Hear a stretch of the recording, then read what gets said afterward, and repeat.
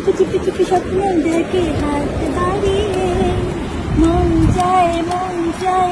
ঢালিউডের আলোচিত সমালোচিত নায়িকা পরীমনি। কখনো তিনি তার কাজ নিয়ে আলোচনায় থাকেন, কখনো বা তার ব্যক্তিগত জীবন নিয়ে।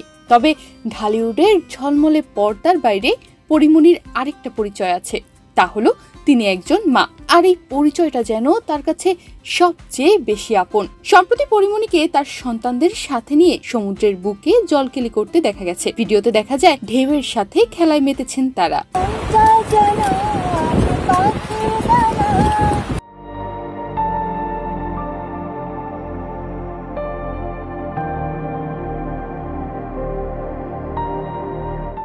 ঢালিউডের রূপালী জগতের ক্যামেরার ঝলকানি ছেড়ে এবার তিনি ধরা দিলেন একেবারে সাদামাটা এক মায়ের রূপে, যেখানে দেখা যায় পরীমনি সমুদ্রের বালির ওপরে শুয়ে আছেন আর তার দুই সন্তান তারই পিঠে বসে বালু নিয়ে খেলা করছে। সমুদ্রের ঢেউ আর শিশুর নিষ্পাপ হাসি, এই দুইয়ের মাঝখানে দাঁড়িয়ে যেন নতুন জীবন খুঁজে পেয়েছেন পরীমনি।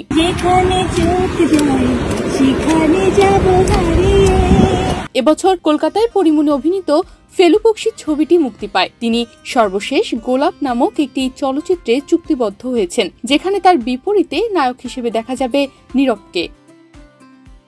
তনিমা রহমান, বাংলাদেশ প্রতিদিন।